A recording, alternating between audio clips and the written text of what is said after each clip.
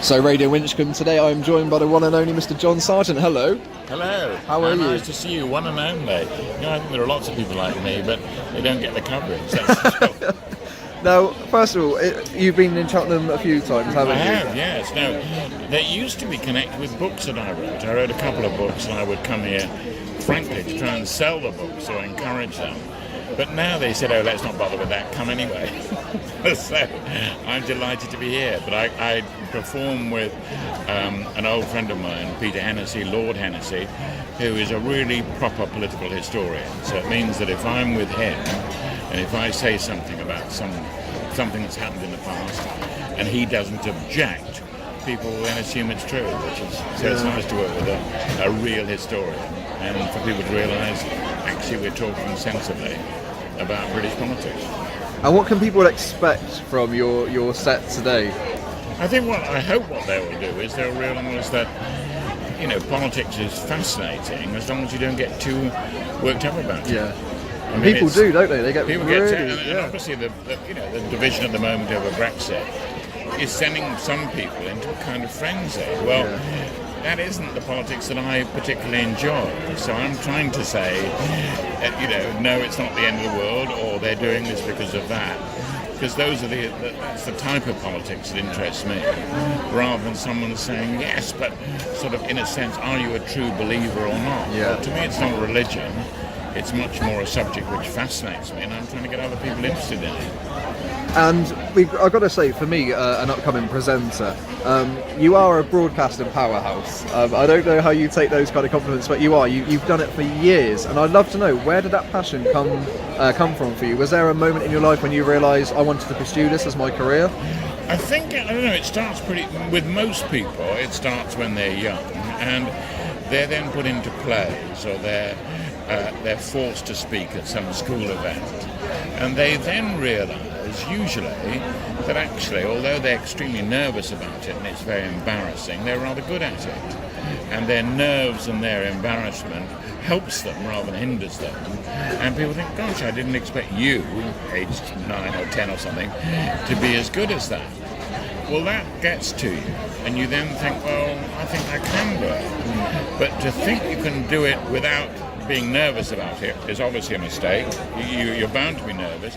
But how do you respond to this fight or flight, isn't it? Now, if you're the person like me who physically responds to tension in that way, it's not surprising if you then go on doing it and becoming a broadcaster. And for you, when would you say that you actually got your big break? Something that you consider was, that's the time I made it. Well, I suppose the truth is that when I went to Oxford, I used to spend a lot of my time writing jokes and scripts and then performing them. And I then had to decide, would I be a comedian or would I be a journalist? And I decided I would be a journalist, but then Alan Bennett saw me in a review in Edinburgh at the Edinburgh Festival and asked me to be in his comedy series. So I was stuck then because it was too exciting to say no. And I did do that, but I was still keen to be a journalist. So I then went to work as a reporter on the Liverpool Post-Echo. So that was really the most important decision of my life. That it was better for me to go on adventures and to meet people. And it was also possible at the end of that period, when I left the BBC 30 years later, they said, this will interest you, and they handed me a brown envelope, literally. And I opened it up, and it was the reference that Alan Bennett had written for me to become a reporter 30 years before. Wow.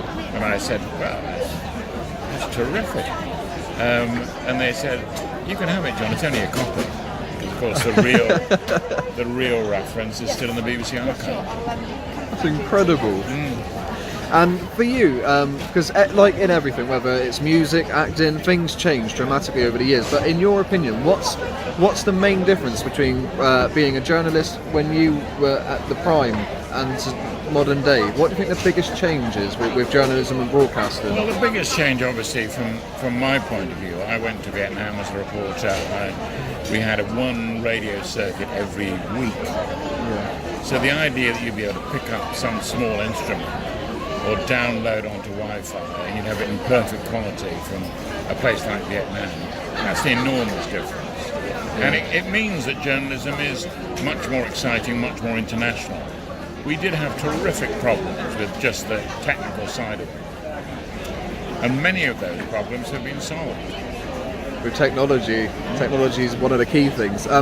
In your career, do you have a standout moment that you always remember? Something in regards to broadcasting that always stands out for you as one of those wow moments? Well, actually, to be honest, there were several of those. Yeah. But the one that people remember is me being outside the Paris embassy when Margaret Thatcher came out to give her reaction to the leadership election, which would finish her off. And so 2 days later she resigned, but people remember that scene outside the embassy. And I remember it. It was an amazing personal scoop. Yeah. And I won't go through all the boring details, but that made me famous. And it finished her career off. I mean, it's one of those peculiar moments when your life and the life of the person you've been following around for years coincide in this extraordinary way. So that's still a simple, straightforward thing. But in terms of great events, I suppose I was blessed by being there when Martin Luther King made his I Have a Dream speech in Washington. Wow. So that's quite something. There are not many people who can say that. No, not at all. You've got some incredible things that you can look back on and talk about that not many journalists will ever get to talk about We'll again. get to that. So, you've got all that. You've got lots of those highlights. But on the other hand, I was working in an organisation that was determined to put me in exciting places. I mean, that's what they were trying to do. They obviously know you could do it, though, as well. Well, they know that I could do it. But I mean, it's not like someone saying, "Oh, I've had a dull life." Yeah. I became a journalist to do exciting things, and I was employed to do exciting things. Yeah. So, I mean, I suppose, in my recent life, what have I enjoyed most? Flying a Spitfire. Well, I mean, there aren't that many people who've flown a Spitfire. No. I had a pilot's license when I was young because I got an RAF scholarship. But flying a Spitfire over the Channel, that was quite something. Lots of things like that which had nothing to do with journalism appearing on Strictly Come Dancing. I mean, there's just extraordinary moments which, luckily, I have been able to enjoy and also gain a lot from, Well, just touching on that in a minute, everyone's going Strictly Come May at the minute. The dancing queen Theresa May herself. Got everyone talking about dancing. But to think it's 10 years ago since you appeared on. Yeah, on the trouble Strictly. the trouble for me is that they keep showing me performing every year. Yeah. Whenever the sort of the first show comes up, I don't know. I don't normally watch it, but up comes me doing it. So people imagine somehow that I spend all my time dancing. I met Theresa May recently, and she was obviously interested. I didn't realise why. And I now realise after the Tory party conference that, yes, she's looking up to me as a dancer. It's quite clear. She's got everybody talking. It's gone viral. I thought it was great. But I like it. It shows personality. It shows human. It also, there's a sort of British thing that when things get really rough, in order to release the tension, there's always got to be a joke. Yeah. And we do that. It's as to why we do it and why it's so deep in our character, I have no idea. But to say, oh, it doesn't matter, or you don't need jokes, she's got that. She's very, in that way, she's very traditional Brit.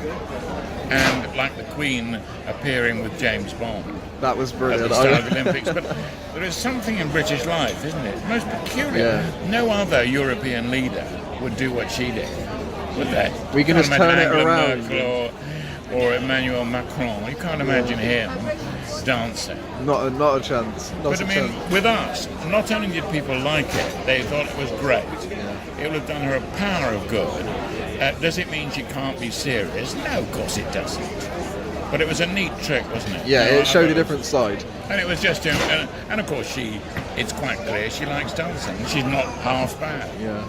People think she can't be good, but actually, for at her age, she's quite clearly enjoyed dancing when she was younger. And someone else who I think is very similar to that, when they have pressure on them, they manage to turn it around with a bit of comedy, is Boris Johnson. Oh yeah. I mean, he's all that. The trouble is that when he's not under pressure, he can be irresponsible. Yeah. And he can be boring. course. But he's far too much of a journalist. Yeah. He's far too much the deadline maniac, like the rest of us. So he's brilliant at that. He's brilliant at ad-libbing. Yeah. But politics, serious politics, it requires a lot of preparation and care. Yeah. So, you can't... The trouble is people get so excited by Johnson, the performer, they don't realise that actually these are not the characteristics you always want in a politician. Some of them are. He's actually got a busy job that, he needs to be focusing on rather than offering cups of tea to... Or if the best of him is ad-libbing, yeah.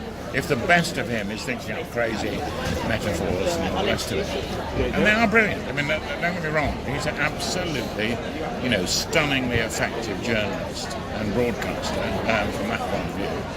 Would he make a good prime minister? I'm not so sure. Be a bit worrying, I think.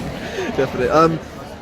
Obviously, you're doing this today, and you're doing other stuff like this as well. But are you working on any upcoming projects that you're allowed to talk about at the moment?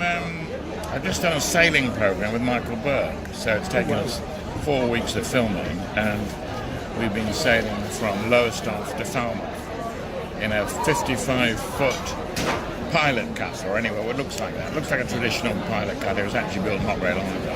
It's a fabulous yacht, and that's going to come out later in the year, obviously. And I've done another series for ITV that's coming out later in the year, meant to be funny. Hope it's funny. And I'm then going to Egypt in the new year to do a programme with Bethany Hughes, the archaeologist and historian, with an archaeologist and her as a historian, to talk about Tutankhamun. So you've got loads of different things that involve you. So we do lots of it. I mean, I go on doing lots of things because I'm asked. But there's an advantage in that is that if you do lots of different things, people used to say up in the BBC, it means it's harder for them to sack you because you're a moving target.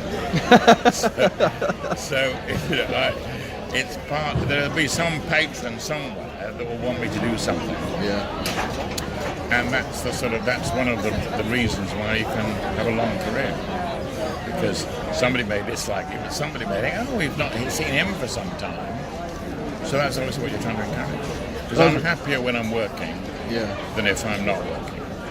And I guess, would you say you're passionate about travelling, going to different places? I guess if you're enthusiastic about travelling, it's going to make shows like that natural and enjoyable. Also, I like the performing in television. I like the whole television filming. I like broadcasting. I mean, it's it gets me going.